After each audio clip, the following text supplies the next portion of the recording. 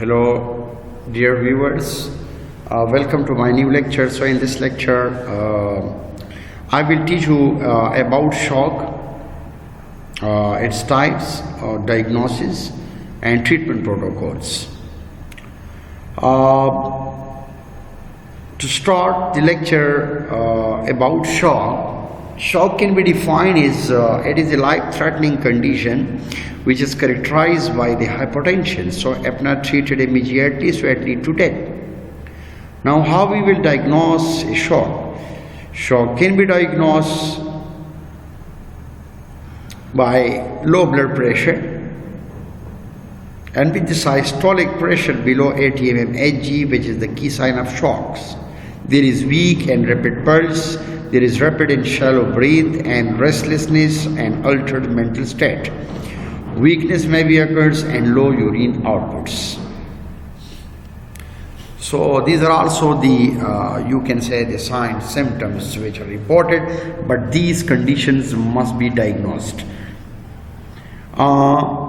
It must be noticed the sign and symptoms of the shock in children which must be recognized while still in the compensated state to avoid the irreversible deterioration.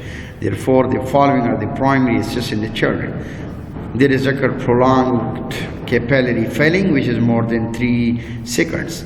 There is decreased pulse volume, weak thread pulse, increased heart rate, which is greater than 160 per minute in infants, while in children it is 120.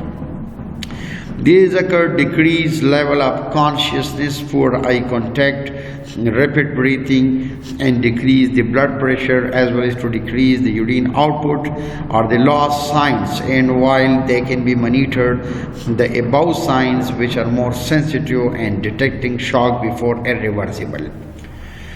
You can see here in the table 2, these are the types of shock. So shock can be divided into different types. So you can see here the first one is hypovolemic shock.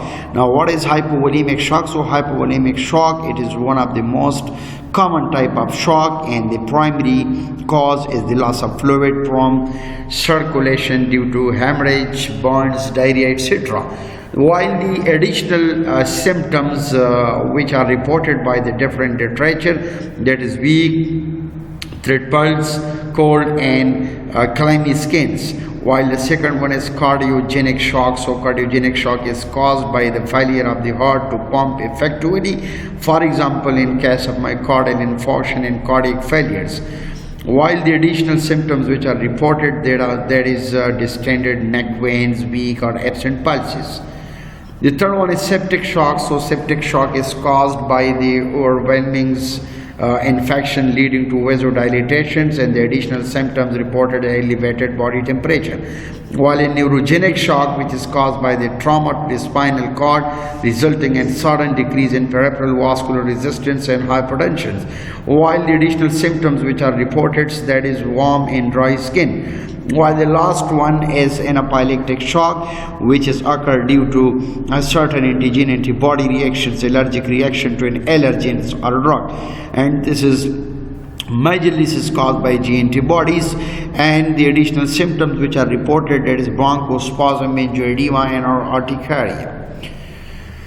In emergency treatment, how it can be treated? So the treatment depends upon on the type of shock. Intravenous fluid therapy is important. The treatment of all types of shock except for cardiogenic shock. Prompt diagnosis of underlying cause is essential to ensure the optimal treatment. Maintain the open airway, administer oxygen with face mask if needed after intubation and assisted ventilation. Check for the and manage the hypoglycemia. This is actually the emergency treatment, while in second case the fluid replacement which cannot be performed for the cardiogenic shock. The first one is 0.9% sodium chloride can be given as 1 liter bolus infusion, and then repeat the bolus until the blood pressures is improved.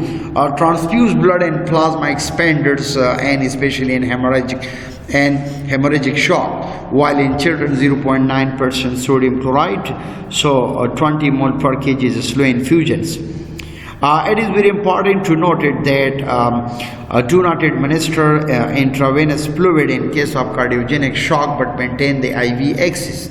If the patient develops respiratory distress, so discontinues the fluid should be discontinued, and especially in case of whenever there is septicemia in children, so all children will shock which are not up wisely due to trauma or simple watery diarrhea should receive the antibiotic cover for probably septicemia. Antibiotic can be preferred like ampicillin 20 mg per kg dose 6 hourly per 7 to 10 days, while the ceftriaxone's IM 50 to 80 mg per kg for dose immediately as a single dose. And table 3, you can see here the instructions on mixing injection with water. So that is weight in kg, dose mg, and use one of the following injection mixed with water per injection, age months or year. Let's suppose if the weight of an individual, as you can see here, that is 2 to 2.5 kg or greater than 2 to 2.5 kg. So the dose in milligram should be preferred, that is 125 milligram, and then you can mix 1 ml in 250 milligram and 0.5 ml in 500 milligram. Especially if the baby is of 1 month. Then if the weight of the individual, if the weight of a person is 2.5 to 3.5%, then the dose will be increases accordingly. That is 200 milligrams, so 200 milligram, so it means that 1.6 ml should be dissolved, 250 milligrams should be dissolved in 1.6 ml, and then 0.8 ml in 500 milligram. So if the age is 1 to 3 months, that is greater than or equal to. So while if the weight is 3.5 to 5.5 milligram, then the dose in milligram 250 milligram, and then we should mix 250 milligram and 2 ml and 1 ml, and then 500 milligram and 1 ml. So if we can compare here 250 and 500 milligram, so here the dose is less, that is 250 milligram. That's why it is being dissolved in 2 ml. While in another way, the dose is 500 milligrams, so it should be dissolved in 1 ml. So another one is if the weight of an individual is less than or greater than or equal to 5 to 7 kg, so the dose required for that person 375 milligram and 3 ml 250 ml should be dissolved in 3 ml, while 500 mg be dissolved in 1.5 ml if the age is 3 to 6 months or greater than or equal to 3 to 6 months. If the weight of an individual is 7 to 9 kg, so then it is very easy to understand. So this is very clear because the weight of the person is increasing 7 to 9 kg. So the dose is also increasing from 375 milligram to 500 mg. So 4 ml it will be max in 250 mg, and then 2 ml in 500 mg. So it is recommended for those whose ages are greater than or equal to 6 to 12 months. The same case as if the weight is 9 to 11 kg, then 625 milligrams should be recommended, and if the weight is 11 to 14 kg, then 750 mg is recommended. If the weight is 40 to 17.5 for 18 kg, then 1000 mg will be recommended, while if the weight is 17.5 kg and above or 5 years above, then 1000 mg should be required. Then 6 ml should be dissolved in 250 mg and 4 ml and 500 milligram. Precautionary measurement or cautions should be required. Do not administer fluid containing calcium, for example lingerictate, within 48 hours of administering ceftriaxone. So it is contraindicated in neonatal jaundice. Annotate dose and route of administration on the referral letters. Thank you so much for watching my lecture. So if you have any question regarding to my lecture, so I am always available for your services.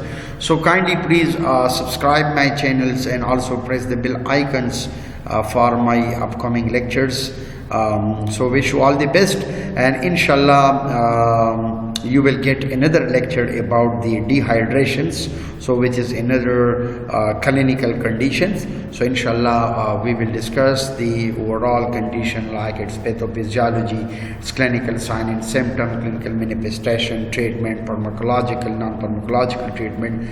So thank you so much for watching my lecture.